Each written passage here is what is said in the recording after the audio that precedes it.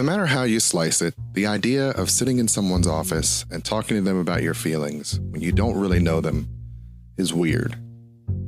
That person's a stranger to you, right? And you're supposed to just open up about what's been going on. Usually, when you're at the point to think that you need to talk to someone, things have probably gotten bad. I get it. That makes sense. Well, on today's episode of Psychologize U, we'll talk about why a person might think it's the right time to go to therapy, what might be going on that leads them to make that decision, and what can you expect when you finally make that leap to choose a therapist for yourself. I hope this conversation's helpful. Welcome to Psychologize U. Psychologize U is a mental health podcast by licensed psychologist Dr. Ritch Hall and licensed therapist Frank Baker. Join us as we discuss mental health challenges and issues. On this, our first episode, meet our hosts and discuss why would anyone go to therapy?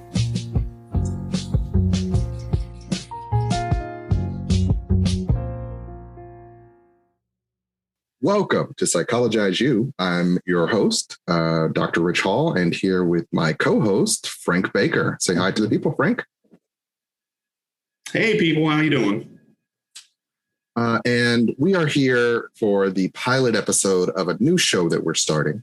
Frank and I are both mental health professionals, and I was talking to him about the idea of creating a show around mental health, and you agreed to do it with me. And why did you agree to do that with me, Frank? Well, we've been friends for a very long time. We have many of the same interests, and I feel that it is important that we get the word out to people about how important therapy is, what it can do for them in their lives, and to answer questions that people might have eventually that, might help them get into therapy and make progress in their lives. Yes. So first, I want to just do like a brief introduction. You already kind of started a little bit in saying we've been friends for a very long time at this point, since 2005, which sounds weird when you say it like that. I didn't realize it had been that long. But what is that, like 16 years now? Yeah.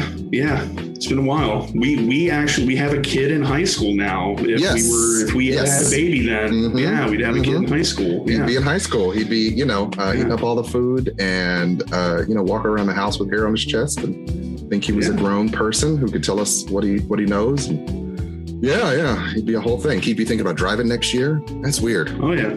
Or this year, 16. Yeah, he'd be thinking about driving. He's 16. Oh, yeah, he's already, he's out there right now. We don't even know where he is. We need to check in with him. Right. Well, he knows his curfew. And it is summer, so we're a little more lenient during the summer. So Frank and I, our history goes back to graduate school. We were both in a psychology program at the University of Cincinnati together. And I fell in love with Frank the day that he said, he asks himself on a daily basis, what would Batman do? And so that's what I knew. We were going to be best friends for life. And it has proven to be the case. You know how I knew? How did you know? When you pulled out a Palm Pilot in the middle of us. Remember this? Folks, this was 2005. We were ahead of the times. Right. We both had Palm Pilots, and we were really super proud about them. Right. Yeah. That was actually more a product of ADHD. I knew when I was going into, because it was before like Google Calendars, I knew I needed something to keep me on it, organized going into graduate school. So that was like the first thing that I bought, knowing I was going into graduate school, was that and a laptop computer. Because it was like, I knew I'm going to need these. I mean, and they pretty much said in the entry paperwork, you're going to need a laptop computer. Yeah. But I was like, nope, I'm also going to need a Palm Pilot, because I need something to walk around that gives me alerts, that tells me where I need to be and why. And this is before smartphones were really a thing, right? Like I had a flip phone back then. I had a Palm Pilot. I think I had one of those like slide phones, you know what I'm saying? It had like a keyboard underneath. Yep, I did too. Yeah. The ones that slid up. Those, I refused to give those up. Like long after those stopped being in vogue. I'm sorry, but they're really cool. I love those things, man. They were great. I miss the full keyboard. Like I hate that I got to give up screen real estate to use a keyboard the size of both my thumbs. because it was great to have a slot up and then you keyboard it in, and they became unpopular and now they're gone. Yes, both mental health professionals. Like I said, Frank and I think it's important, Rich, to remind people that we had already gotten our bachelor's degree in psychology at this point. We were meeting up in the PhD program for psychology. We were both, I had from UC. I had graduated from UC in 2001 with a bachelor's in psychology, and then joined UC's graduate program in 2005 for clinical psychology. And we were two odd ducks back then, because I remember we had a lot of conversations about how everybody else seemed to be in it, not necessarily for the money. All of our cohort, that's what they call you in graduate school. It's a cohort of people, because people coming together. I believe there were 12 of us. Is that right? 12, yeah, somewhere around there. Now, it was kind of split. Some were in the experimental track, working on experimental psychology research type stuff. Yeah. Others were working in the clinical aspect of things. Yeah, but few of our peers were strictly clinical. And I remember you and I having a lot of conversations about how we were totally okay being strictly clinical. Absolutely, yeah. And how, people sort of looked at us as somewhat odd ducks for being those two guys who were like, yes, we're totally fine with however much money you say it's worth to get this degree and just see people on a clinical level. I want to do that. And our program kind of pushed against that. They're like, no, there's consulting, and you can be a statistician, and you can, the neuroscience is where the real money's at. It's like, I don't care about any of that. I got into this to work and see people and help people. I remember first day of graduate school, Steve Howe said, if you got into psychology to work with people to help people one at a time, you might have chosen the wrong program. And I remember being like, how dare he? Because that was exactly why I was there. I think he was trying to deflate some of the grandeur of it, but it always stuck with me because, that's what I do. And that's what I think I do pretty well. And so the fates aligned so that Frank and I could be in the same program together. And now, some 16 years later, we both are practicing clinicians in different places. I have my own private practice, as well as working PsychWorks LLC. You'll hear that name come up quite a bit in this show. And then I also work for Miami University and have been there for 6 years. In the student counseling service, where I work as the coordinator of substance abuse services. And what that means is college students like to drink and use drugs, and I'm the guy who tries to get them to stop. I know that my mission is fruitless and Sisyphean, but I still push that rock up a hill every year, every school year, knowing that it's going to roll back down every day. So it's not fruitless, and you know it. Oh yeah. No, I've changed one or two lives, but it is definitely an uphill battle every day, because you're trying to get people to stop doing a thing they want to do. And I love the work. So that's why I've been there for 6 going on 7 years. And so that's who I am most of the time professionally, a clinician who does individual therapy as well as outreach and things like that for the university. I'm also the president of the Association of Black Psychologists. So I work to coordinate with other psychologists in the area on how to sort of get the word out there about psychology, about the field, and those things. That's what I do. Frank, tell the people a little bit about what you do. Well, our paths diverged a bit. Rich continued on in getting his PhD in psychology. What he was saying about our program was true. They were pretty much saying it's best if you want to work one-on-one with people, you should probably find a different profession. And ultimately, that's what I did. I fell in love with social work, and I became got my master's degree in social work, became a licensed social worker. And I have worked in community mental health settings. I have worked in substance abuse treatment centers. And I am currently in private practice and a group practice here in Cincinnati. And so I got my degree at the University of Cincinnati as well. So just kind of switched to a different program. Yeah. And we graduated on the same day, which I will always. We graduated the same day. We walked in on the same day, walked out on the same day. So we were so happy with ourselves too. I mean, we were so proud of ourselves. Right. So I always think of that story as, And particularly when I'm talking to undergraduates, which I do a lot, it's like the path you think you're going to take on your life does not look the way you think it's going to look. It's not a straight line. Absolutely. By any means. And I know that because I've lived it. We'll talk more about graduate school in another episode. But for now, we can just say that we went through that experience together. It was definitely our Saving Private Ryan experience. There were a few people who did not make it out, but somehow we both survived that circumstance. And as a result, Frank is my brother for life. And so we are together again, Ritch and Frank forever, to do this show where we will be talking at length about psychological topics, mental health topics that are very near and dear to us. As I said before, we're both two people who really value this field and what it can do for people. Anything you'd like to say about your interest in psychology, Frank?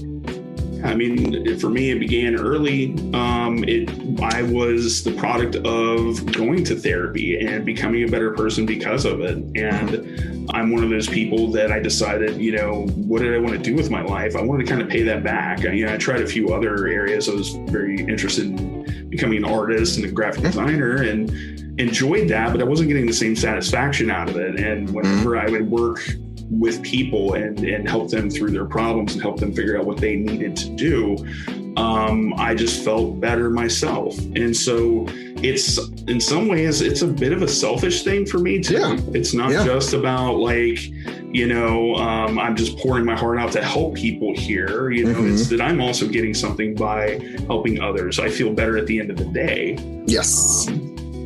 Yes. So yeah. I always tell the story, and I even did this in my interviews for graduate school and for internship. Ever since I was 6 years old, sixth grade, I knew I wanted to be a psychologist and I wanted to work in comic books. That's another, once again, the thing Frank and I had in common. I always sort of knew that in the back of my mind. Had some issues in undergrad where I was like, I don't know if I mean that for real. And then finally came to terms with, no, the psychology classes are the ones I'm really excited about and jazzed about. And I don't do well in math, statistics, knocked me on my butt several times. But I always got A's in psychology courses, even when I was barely trying at college. So I always knew this field was for me and that I enjoyed it. And devoted to it. And so you raised an interesting thing that I wanted to sort of circle back to. People often think that mental health people have their own or should have their own therapists, or people only go into mental health because they're crazy. And what are your thoughts on that as an idea? It's one of those strange things where I don't want to say that that's a stereotype that's true, but I do think that there are a lot of people that are drawn to it because they have gotten help themselves. I don't like the stereotype that people are going into it because they're trying to fix themselves. I don't think that that's necessarily true. But I think there are quite a lot of people like me that, I had this really good experience and I wanted to see that being paid forward in some way. It didn't start out that way. Like I said, I wanted to be an artist and I was playing around with that and I just realized I wasn't happy doing it.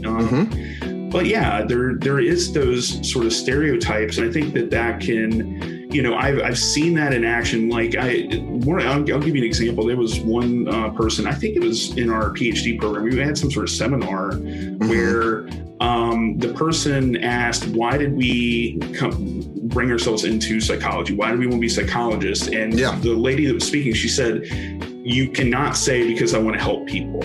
Yeah, I remember that. Yeah. And I sat there for the longest time just trying to understand why that would be something that should be taken out of it. Maybe it was that's just said too often. Or it is a cliche as a person who now reads applications. Right. Every application. But at the same time, it had this really weird edge to it where I'm just like, well, I mean, that should at least be part of why you're here, I would hope. Right. Maybe a foundation. Yeah, I don't think there's anything wrong with saying that. I don't think people should be ashamed to say that that's why they got into it.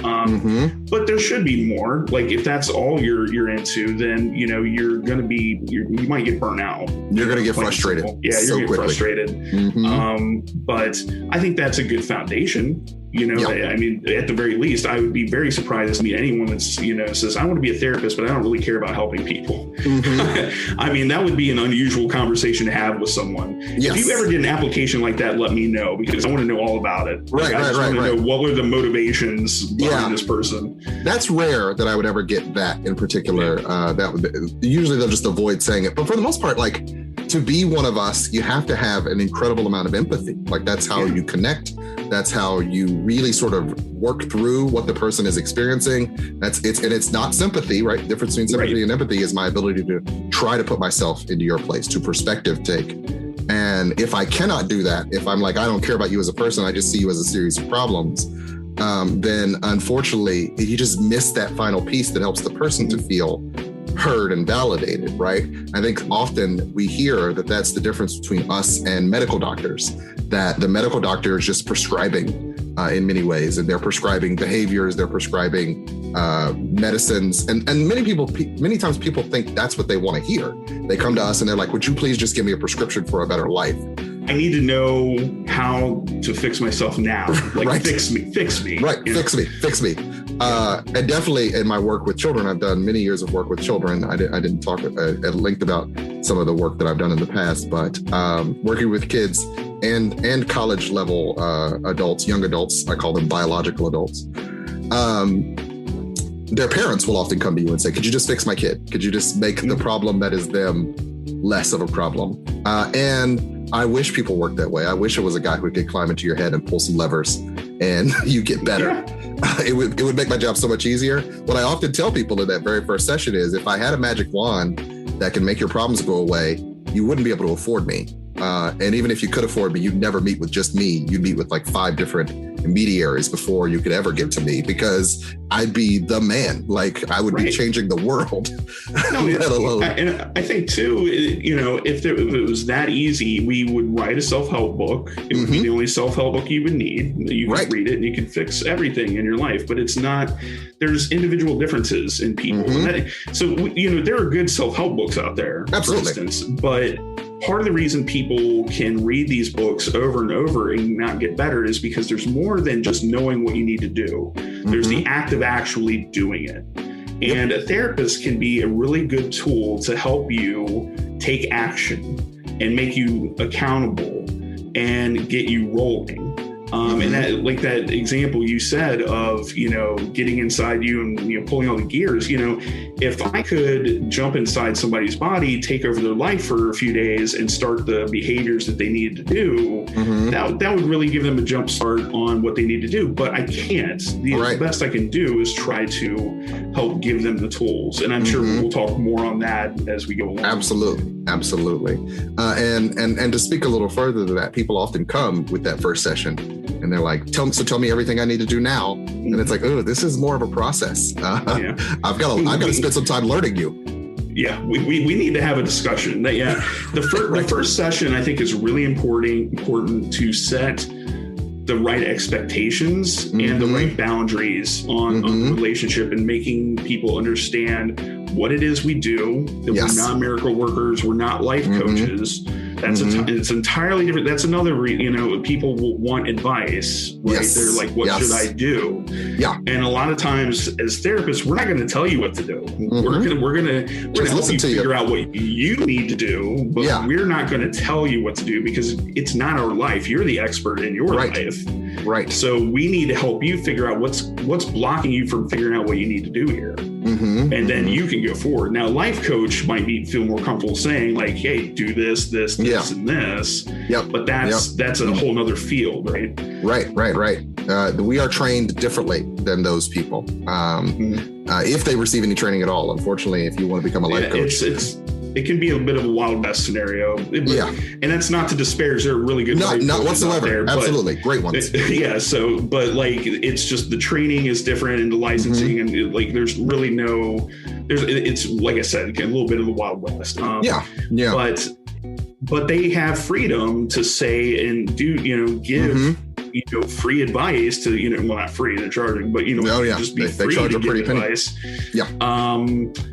Whereas we have to be careful, because we hold power, in a lot of ways, and we can't just sit there and tell someone how to run their life. Also, if we think about how people operate, and every person within the sound of my voice knows this, you already know the prescription for a good life. This is something that I'm often teaching people, particularly around substance abuse, particularly around academics. It's like, you know what you're supposed to do to live better. You just don't do it. Like, I know I'm not supposed to eat donuts as often as I do, but they're delicious. And so I do it anyway. And so as a result, I've got to do the work to change the behavior. And that's on me. So I'm looking, my doctor has told me multiple times, like, cut back on the cholesterols. They're bad for you, and I do it anyway because I'm engaged in a series of behaviors that have particular outcomes that at the time feels good, but does have long-term consequences in some ways and factors. And in that same capacity, humans, we often struggle with the push and pull of, I know what I need to do, but I don't do it.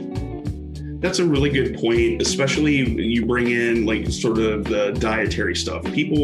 So basically what we help with is behavior change, one way or another. We also help with changing your thoughts, but ultimately that's to help behavior change.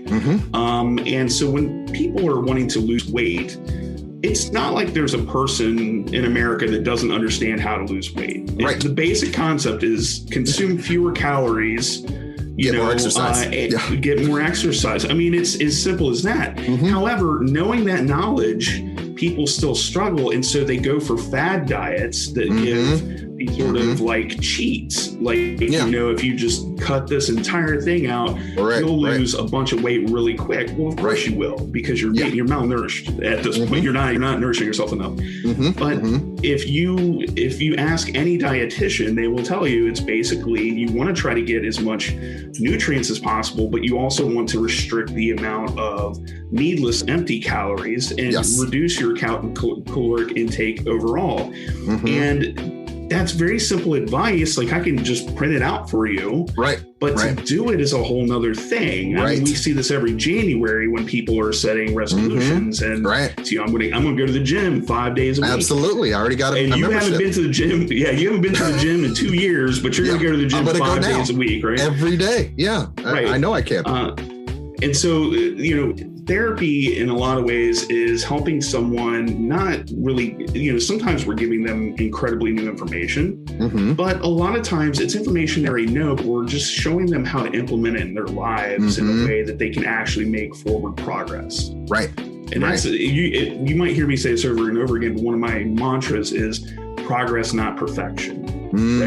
I carry that through therapy again and again and again. When my clients are a bit discouraged about something, I always bring up, look, we're looking for progress, not perfection. So while you might be upset that you're not exactly where you want to be, let's see how far you've come so far, the progress that you've made. I often tell people that, unfortunately, life only has one destination. And that's the only place you ever fully arrive.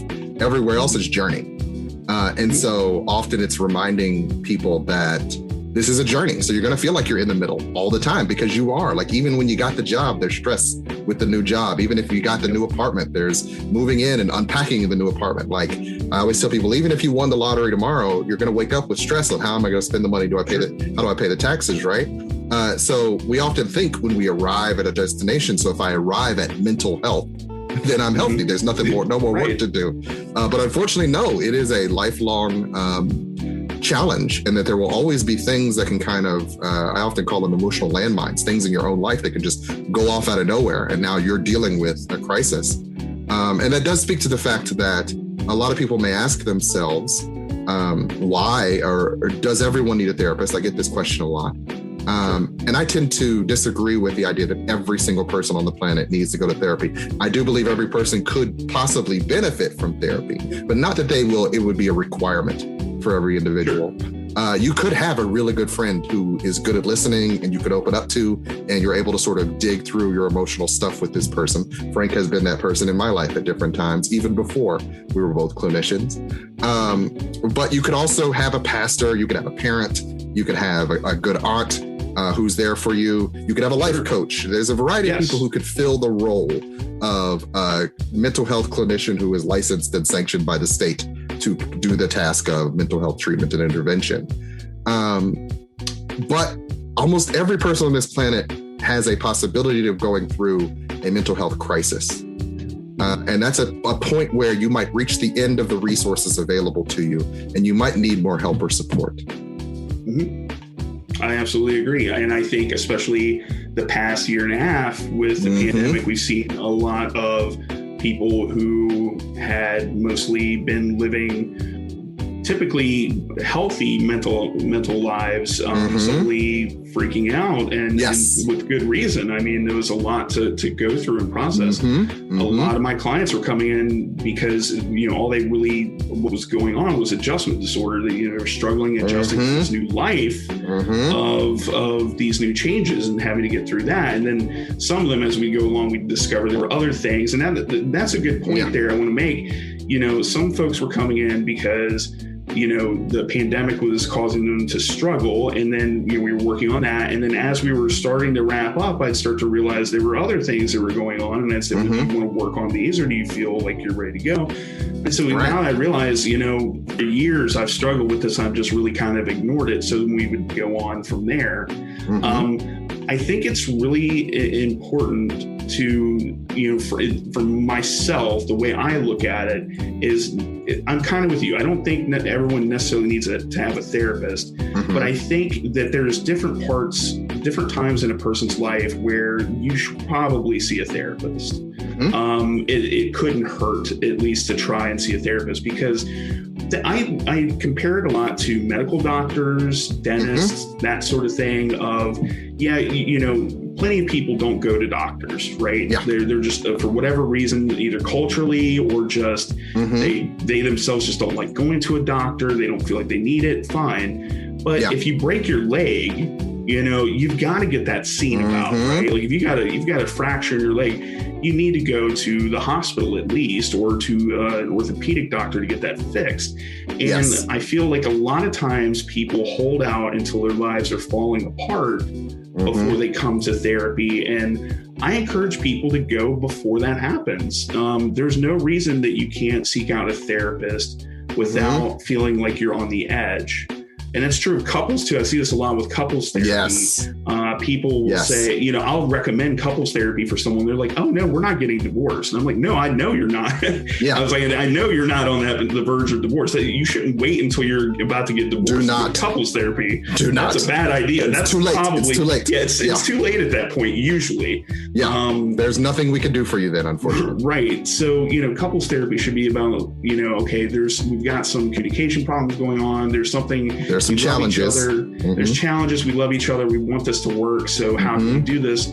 Couples therapist is great for that, to help you kind of figure out what's going on there and kind of give you the tools you need. I want to say, just to intervene there, there's many great things that you're saying, but I want to make sure I say, often in a couple, whenever in a marriage, if you are throwing the word divorce around, it's a little late for a therapist, unfortunately. If that's one of those words that should be sacred, because that's essentially saying there's an out. You know what I mean? And once you have that, you've eroded some of the fundamental foundation that you need to keep this thing together. So I often sort of give that advice to couples who ask questions of me about, like, you think couples counseling would help? It's like, well, how often, or what are you thinking about? Like, are you thinking you want to stick together because this thing is bigger than you? Or are you thinking it's time to go? Because once you start thinking it's time to go, that person might not help you. Unless you want someone to help you with the transition that will be exactly. And that is another part of couples therapy, is helping with that transition. I mean, that's, even if you are thinking of divorce, it's not like that's definitely going to happen. No. I mean, there might be couples therapy might help you out of that, but you need to have realistic expectations. And I feel like couples therapists, especially therapists that specifically work exclusively with couples, I feel that they have a lot of times these referrals that are just, it's clearly, this isn't, it's a Hail Mary pass. It's a Hail Mary pass. It is. It's Hail Mary. And, so anyways, the point that I'm trying to get across is don't wait. Don't wait until do it now.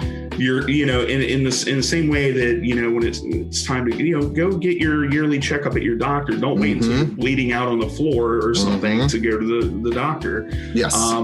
the same way when mentally, there's nothing wrong with going to a therapist without feeling, you might not feel like you have any sort of mental illness. You might not have a mental illness. You could still go to your therapist. Like I said, I saw plenty of people this year that didn't have a mental illness, but they were struggling with COVID, and they needed help adjusting to this life. And that just happens.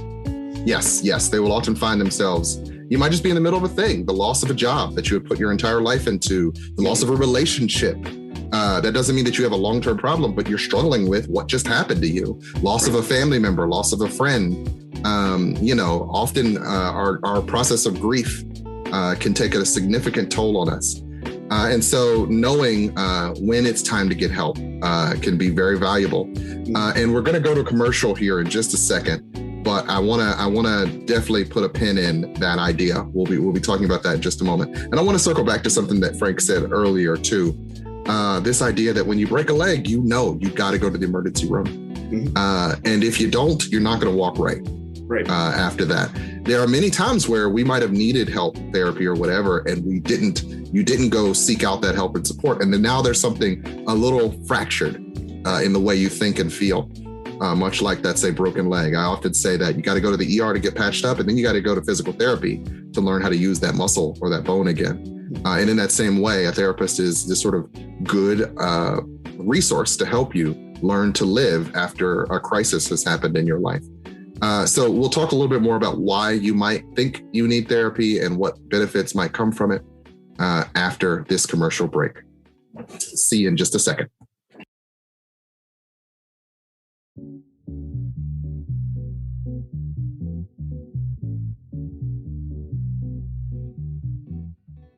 So we have to do the Anchor podcast commercial. Are you ready for that? Yes, absolutely. I'm actually new to podcasting, so this is kind of new territory for me, Rich. Why don't you tell me a little bit about it? So Anchor's really cool. It's pretty much a free podcasting service where you just open an account with them, and they have all the tools you need to make a podcast on the website. So you just log in, you can record and edit your podcast right from a phone or a computer. You don't even really need a microphone, but it helps if you got a microphone, which, we both have. And then you just hit a button and they will distribute your podcast so you can be on Spotify, Apple, most of the places you can get a podcast from. Yeah, it sounds really cool. I mean, you can actually record something from your phone. Yep. I mean, that's pretty amazing that you can do a podcast straight from your phone. Right. How far have we come, right? From the days of Palm Pilots to now phones in our pockets that you can, record whole podcasts on and put them out there for all the world to hear.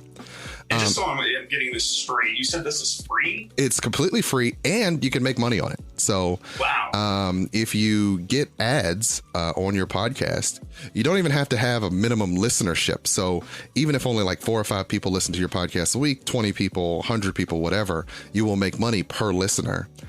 Wow. With no minimums. You make a little bit of change for having a podcast that anyone listens to. That sounds pretty good. How do I get started on this? Well, go to anchor.fm to get started. So easy as can be. Sounds great. Right? This is Ritch and Frank from Psychologize U saying, go to anchor.fm or to the App Store and download it. Get started on your own podcast today. And it's free. Right. Why wouldn't you do it? I think that was great. Cool. All right. This is the first commercial I've ever done. Oh, yeah? So get ready. We're going to be doing tons of them. That's fine. But I was sitting here thinking, and I was like, well, probably the best way to do this is like, I'm the fool that doesn't know anything about this. And you're like, listen, son, this is how it goes.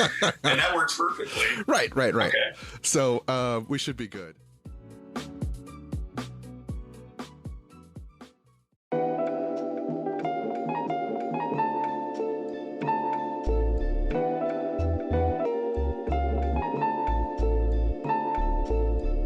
Welcome to the Hall Space Podcast. It's about connections. I'm your host, Dr. Ritch Hall.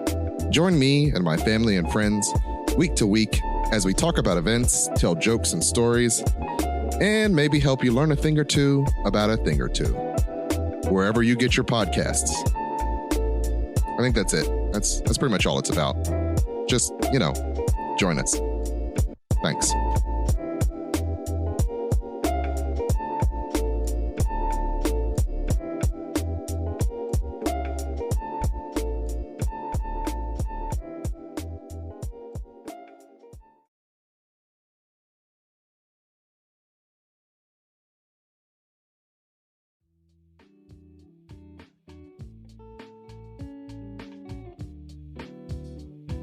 All right, and welcome back to Psychologize U. I'm your host, Ritch Hall, and I'm here with my best friend, Frank Baker. Say hi to the people, Frank. Hey, people.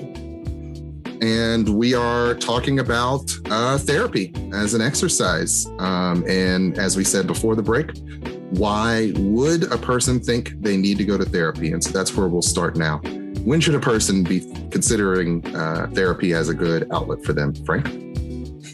Well, I think first off, if you're asking yourself, should I go to therapy? That's already, I think, a pretty good starting point to think, right? Yeah, maybe, why not at least schedule an appointment with someone and go in for a session and see how things go. But definitely, I mean, if questioning is one thing, but if you're finding that you obviously are having depressive episodes, very large mood disturbances, suicidal thoughts, some of the more extreme end things, that is definitely something that you should consider doing. Again, in the previous section, we were talking about not waiting until things get too bad. And I know you do want to circle back around a little bit to that. But just that idea of, when you realize something is serious, that whether it's, like I said, depressive symptoms, bipolar, manic episodes, things like that are more obvious than Go ahead. And not to interrupt you, but I want to say that most people might not have an awareness of what those symptoms might be, and we can talk a little bit more about those. We'll definitely go into more depth about those different conditions in another episode, but we should probably sort of clarify. If you find yourself feeling down a lot, like you just cannot feel happy for long periods of time, if you find yourself just constantly overthinking to the point where it's affecting your ability to sleep, it's affecting, say, your ability to leave the house. I've had quite a few people who struggled with significant anxiety, that maybe had some low-grade anxiety all their life. It was background radiation of their life. But now this circumstance put into overdrive because it came with such an existential crisis, right? The pandemic. Being the pandemic, yes. And so if you find yourself just constantly like a hamster on a wheel when it comes to thinking, you're constantly spun up and not going anywhere. When you find yourself having physical symptoms, rapid heartbeat, shallow breathing, it just can't quite catch your breath when you start to get excited. We often say pressured speech. So as a person who talks fast, normally, if you find yourself, I get into this state where I talk fast and I can't stop myself. I can't slow myself down because I'm just so excited or so overwhelmed. Some other physical symptoms, shaky palms, shaky feeling, sort of shaky throughout your body. Pains in your head, in your arms, in your back, can often be what we call somatic, so physical symptoms of distress. Any others that you could also remember, Frank? Well, and I would like to mention the somatic symptoms. Sometimes you'll go to a doctor and they'll do all kinds of different tests and they can't seem to find something that's wrong with you. Hopefully that doctor catches that and might indicate to you that it could be somatic symptoms from some psychological issues. Anxiety, chronic anxiety, especially, you mentioned that. I feel like even interpersonal problems, I think that could be a big one. If you notice that relationships, friendships. Yeah, relationships. If you find yourself to where you're struggling to make connections, meaningful connections with people, or even, one of the things, Marsha Linehan, the creator of DBT, dialectical behavioral therapy. Yes. There you go. She talks about making a life worth living. And one of the things I think of is if you find yourself realizing you don't feel like you have a life worth living, not even suicidal, let's say. Yeah, just feeling purposeless. Yeah, you just feel like, what is this all about? Why, what's the point? What's the point of all this? Maybe you should consider going to see a therapist and talking about that. The worst thing that could happen is maybe they say, you know what, I don't think you need therapy, and that's fine. Right. But they might say that to you. Yeah, they might. So, then you've done, 1 session, 2 sessions, something like that. That's all it is. There are a host of people, not to interrupt you, Frank, but there are a host of people who come to just 1 session. They tell their story and they feel way better. Yes. And we as therapists are used to that. It's a little frustrating on our part because we'll often hear like threads of, oh, I could work with them on that. They seem like a good person. And they're like, nope, you know what? It was good to sort of get it out of my head. You helped me understand that I'm not crazy. I think I'm good. And they don't call us to cancel either. They just never return. No, show up. And it's funny because when people come back for their second session, I always encourage them. I'm like, thank you for coming back, because clearly, you know, based on our first session, it seemed like you really were interested in this. But a lot of people do. They're like, they come in, they dump everything out, and they're like, okay, well, I felt better saying all that, and and I'm going to leave. There's something to be said about that too. I want to be clear about that because, and this goes into what therapy is a little bit, but there is this effect that if you're feeling down or feeling in some sort of way, right? Life's not quite what you want it to be, and you go and see a therapist, and you have a therapy session, you generally, not always, but generally feel better having left that session. And sometimes that can make you feel really good, and you go about your life. The next week, before you get to the next session, let's say it's 1 week away, you start to feel down again, and you start to have symptoms again. And so then you go and you see your therapist, and you feel better again. And I notice this happens a lot with therapists that do not have their clients doing homework outside of session. So what they're doing is they're sort of becoming dependent upon the therapist to feel better. It's almost like a drug of sorts. I go in, I feel better. Then I'm good for a week, and then I start to have withdrawals, and then I go in and I have my next session, right? And so I think it feels good to be validated by a person, right? To have a person hear you and understand. That can be intoxicating. It absolutely is. But the important thing is that whatever you're learning in therapy, you're applying to the rest of your life throughout the week. It can't just be that one session a week or every 2 weeks or however you have it set up. You need to actually be doing the work. Yes. And I think that's important for people I know going into therapy. I think it's important for them to understand that you're going to be doing work. It's not just going to be talking about your feelings necessarily. It's going to be exploring a lot of different things and getting tools that you'll need to apply to your life outside of this room or this Zoom call if you're doing it through telehealth, right? Right. You need to be able to apply that in your life. And I think a lot of people don't understand that going in. And I am always very clear in the first session to make people understand you're going to be doing the work. I mean, even in my bio on the website, it talks about how I'm not going to fix you. I mean, I just come out and say that I'm going to help you learn the tools you need. But you have to understand you're going to be doing the work, and you can only be the one doing that. You're the expert in your life. You're living your life. You see me 1 hour a week. I can't fix you in 1 hour a week. You have to do the work and fix your own life. Yep. And that gets us into some conversations about the first session. But I do want to bring up one last thing about when you decide to seek therapy. You're feeling distress, you're feeling these physical symptoms, possibly emotional symptoms. Your friends and family just don't seem to be helping you, or you're afraid of their judgments, and you're probably having trouble in the other aspects of your life. Those are always the indicators that we look for when we're talking with someone to see if this is really a problem. Are you able to attend work? Are you, able to get out of bed? Are you able to, do your daily activities like showering, combing your hair?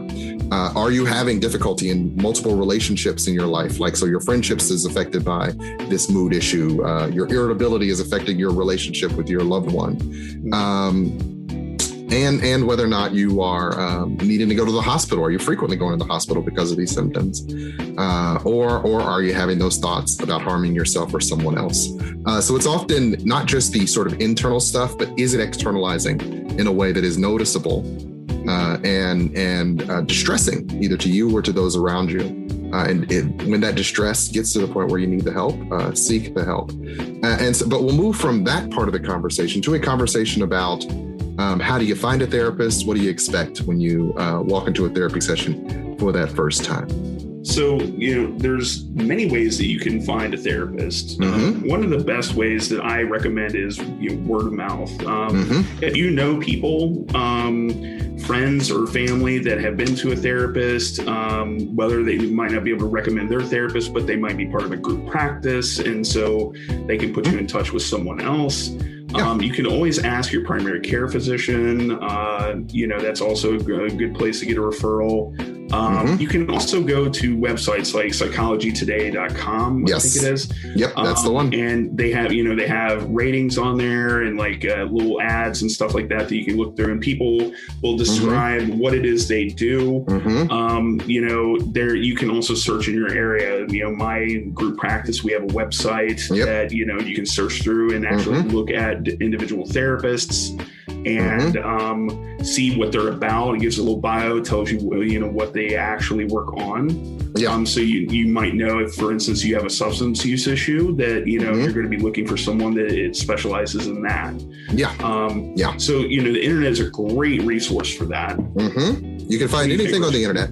Yes. And I think I always tell people, when you're in that search phase, look for a face that you like, because you don't really know that much about them. Read the bio. If it's something stands out to you, like, oh, okay, it sounds like this person might get me. Give it a shot. Give them a call. Send them an email, however they are able to be contacted. But definitely those resources, Psychology Today. We will be including some of those resources on our website. I believe it's going to be psychologize.com. And from there, you can maybe look for yourself if you think that you might need those resources or that support. But definitely psychologytoday.com, reading the bio, looking at the picture, and then giving it a shot as a way of making sure you get in front of someone. It might be virtual. One of the reasons that I think it's good to be having this conversation now is a lot of therapists are doing virtual, so you don't even have to leave your home. You don't have to find a babysitter necessarily. You can just sort of work within your means. You could step out to the car for a few minutes, or for 45 minutes to do a session. You can lock yourself in your bedroom and have your significant other, say, watch the kids, or you don't have to go out of your way to get the help and support right now. You can often do that initial session at the very least virtually, as a way to sort of get your feet wet.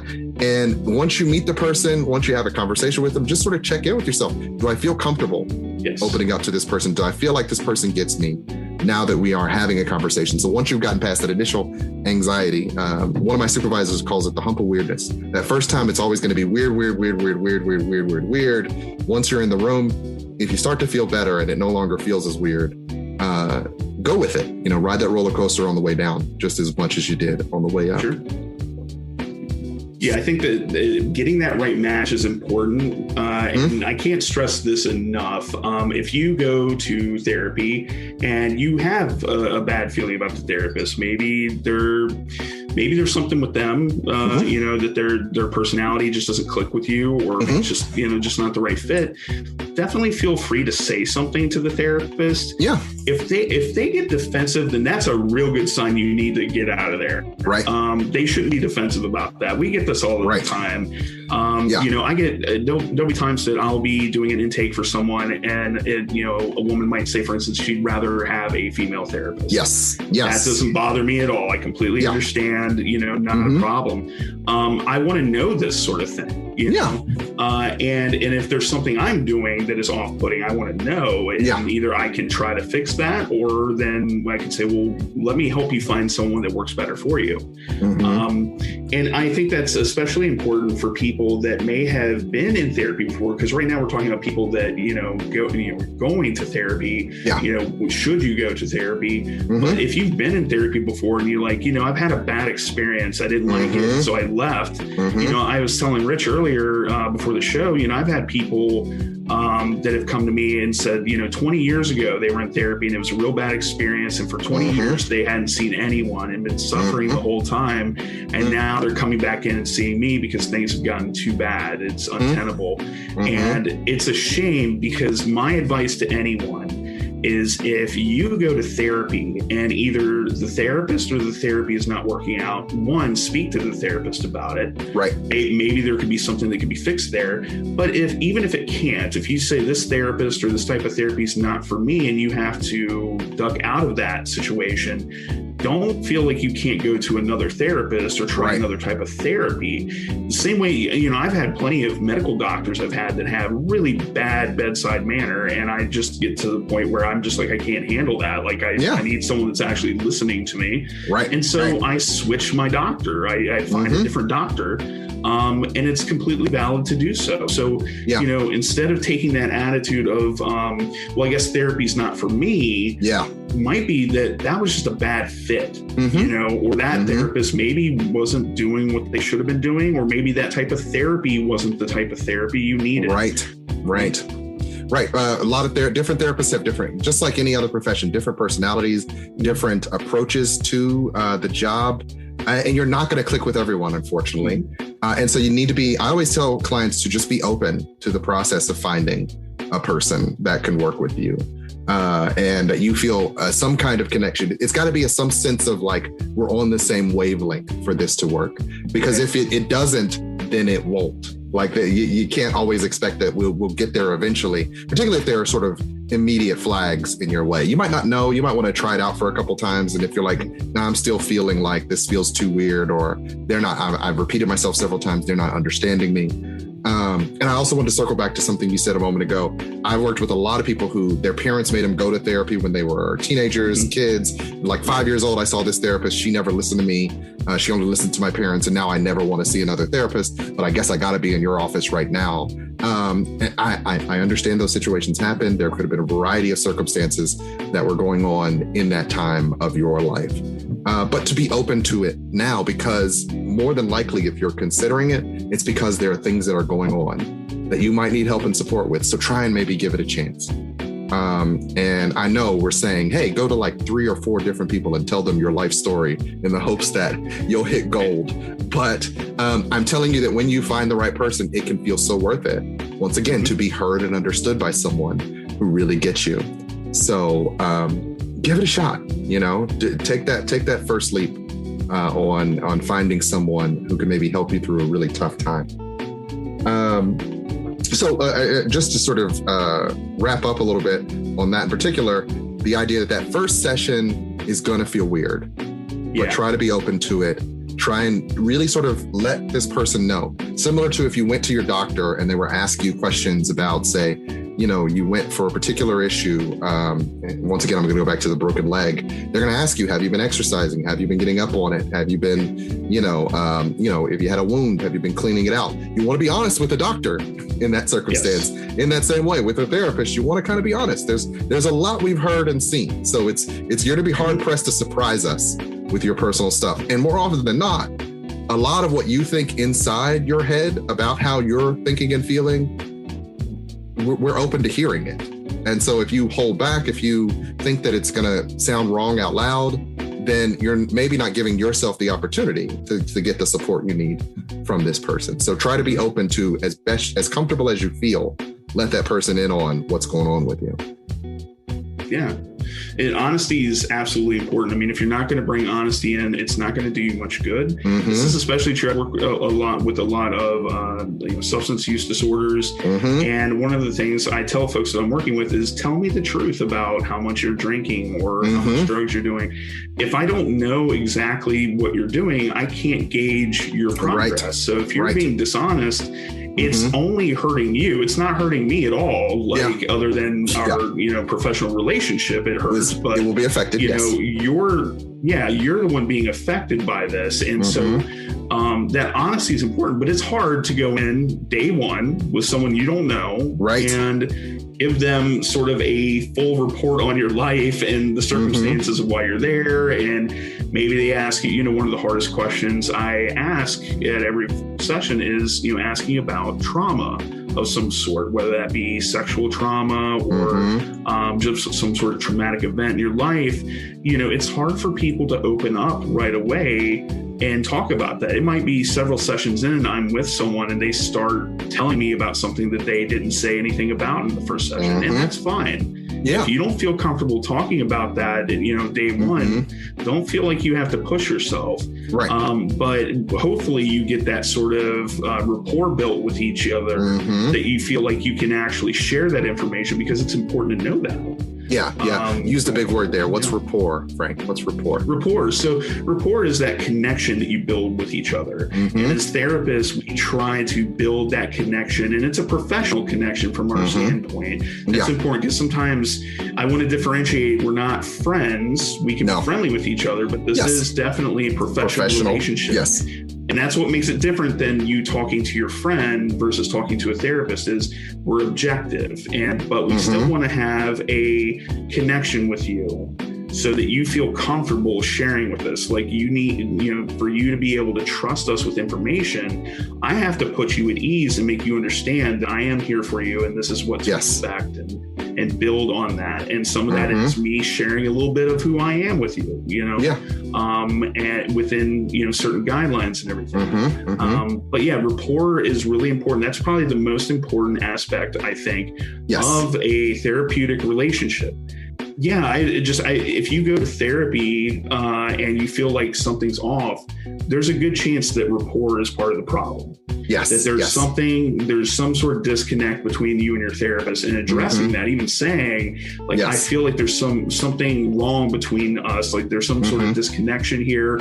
Or if you want to throw the word rapport out there, your therapist will probably be thrilled that you know it. We love it when you know the word. And say, oh, well, I didn't realize, from my perspective, I thought everything was okay, but I must have missed something. So let's talk about that. Yeah. Yeah. Okay. And so one key thing you said, most important part of therapy is rapport. But really, what's the most important part of therapy, Frank? The most important part of therapy? The most important. Yes, the relationship. And we build that relationship on a really big word. And that word is confidentiality. Absolutely. Yes. So confidentiality, now this is important to understand. Yes. And this is every single session I have, start out very beginning with talking about confidentiality. There's already been forms signed. People have signed forms about confidentiality. But they don't read the forms. They don't read the forms. So what I do is... It's like reading the terms and conditions, right? You just click the box at the end and move on. So what I do and what Ritch does, we do this thing called informed consent, where we basically go through step by step, letting you know what your rights are in therapy. And it's important to go over that because a lot of people think that when you come into therapy, everything you say is confidential. And it's important to let people know there are limits to that confidentiality. There are always limits. And there are always limits. And for instance, in the state of Ohio, one of the things is, and this is true across many states, but, we're currently in Ohio, is letting people know if there's mention of child abuse or neglect, we have to report that. Yes. Elder abuse or neglect. Also, if I believe that you're going to be a danger to yourself or others. Now, that's the sticky one that I always talk with people about, because the issue is some people hear that and say, okay, well, if I mention that I'm having suicidal thoughts, does that mean you're going to send me to the hospital? And the answer is no, not unless I believe you are truly going to kill yourself. Imminent. It's an imminent threat. Imminently. Like, I think you're imminently going to kill yourself. And even then, it would be me helping you get to the I would do what I could to help you get to the hospital. And so by imminent, we mean there is essentially a pressure to believe that you are going to do this thing immediately or within a certain amount of time. And actually, so that's sort of one of the things we have to know. We have to know time, means, and plan. Yeah. That's how we know it's an imminent threat. And the reason why I bring this up is because it's important to know if you're considering going into therapy, but you're like, well, I do have occasionally some mild suicidal thoughts, right? I don't want to go to a therapist and then get sent to a hospital. That might not be the case at all. Like, again, we're talking about imminent danger to yourself. Like, you've already got a plan, you know when you're going to do it, how, and all this stuff. That's the concern. But we talk to our clients all the time about suicidal thoughts that don't lead to, in any way, to hospitalization. Absolutely. It's more along the lines of working through those thoughts. And if you need psychiatric medication, then we can get a referral for you to a psychiatrist and things like that to help manage that.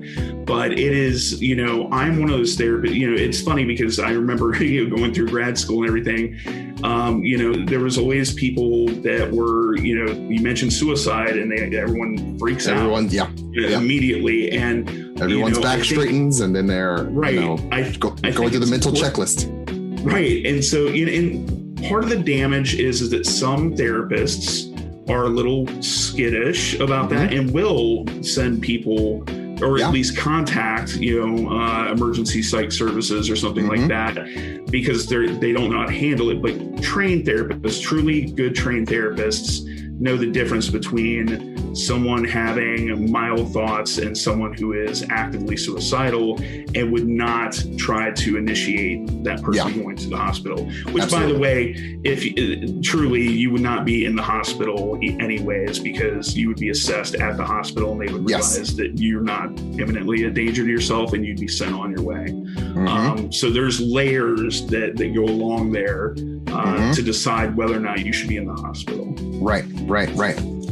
So once again, confidentiality is key. If you go to a therapist, even if your job sends you to therapy, like say they encourage therapy or they have therapy through your job, more often than not, the therapists themselves have a legal and ethical responsibility to maintain the confidentiality of the conversation. And that's in part because this entire field doesn't work if we can't trust that this person we're speaking to is going to keep our secrets for us. Like you need to be able to feel comfortable in that space with that person. And so it is vital to the field that we maintain that. And that if, once again, the only time we limit that confidentiality is if we think that there is someone who's going to be harmed, be it you, an elderly person, a child, or someone who you say made a specific threat to that we now have to be concerned about.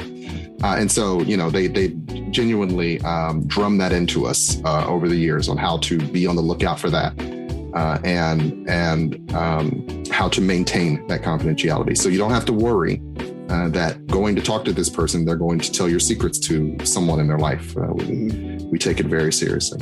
And so, you're thinking about that first session, you're making that call, you're doing what you need to do to sort of get that connection and to get into that space. And if you do that, we definitely think it'll be good for you if you think you need it. So we've talked about a lot of things today. We've talked about why a person might go to therapy. We've talked about some of the things that you might expect from therapy. We've talked a little bit about why Frank and I both are big fans of therapy and the field in general. And so I want us to sort of wrap up. We'll always do this little moment of takeaways here at the end. Frank, what is one thing that you want to make sure people take away from this conversation today? I really want to hammer home for people that have been to therapy before and not had a good experience, for them to realize that might not necessarily be therapy in general, but may have been that specific situation. So I encourage you, if you're still struggling, get an appointment with a different therapist or a different type of therapist, and give it another try, because just like you might have a doctor that doesn't work out for you, that doesn't mean you should stop seeing a doctor, a medical doctor. So, by all means, set up an appointment with another therapist and see if you can make some more progress. Yes. And my takeaway is just, if you got that voice in the back of your head that says, I might need more help, then maybe listen to that and get the help you need. Yeah. Because we all have our limits, right? I said earlier, I'm bad at math. So, I know when I need to call in a mathematician or a statistician or somebody to do the big math, the big heavy lifting for me, right?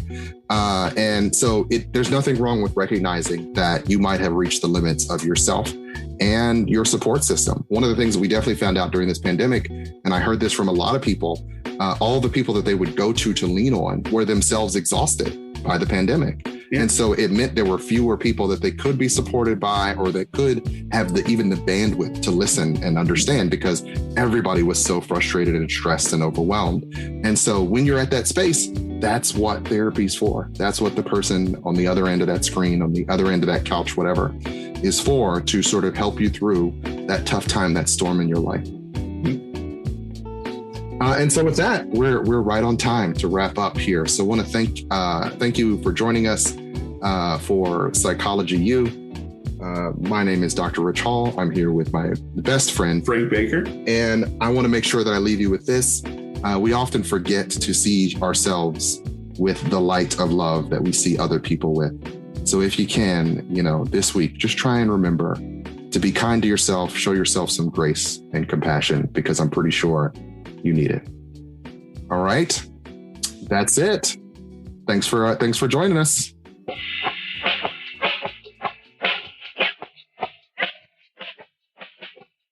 Psychologize U is brought to you by Hall Productions, LLC. This show is not intended to be clinical or medical advice. Show notes and credits can be found at our webpage, psychologizeu.com. Any questions, comments, or concerns can be emailed to us at psychologizeu@gmail.com. The show is written and produced by Ritch Hall and Frank Baker and recorded at S&T Studios. If you like what you hear and you want to hear more, please be sure to like, share, and subscribe. And remember, House Hall, we rise brilliantly.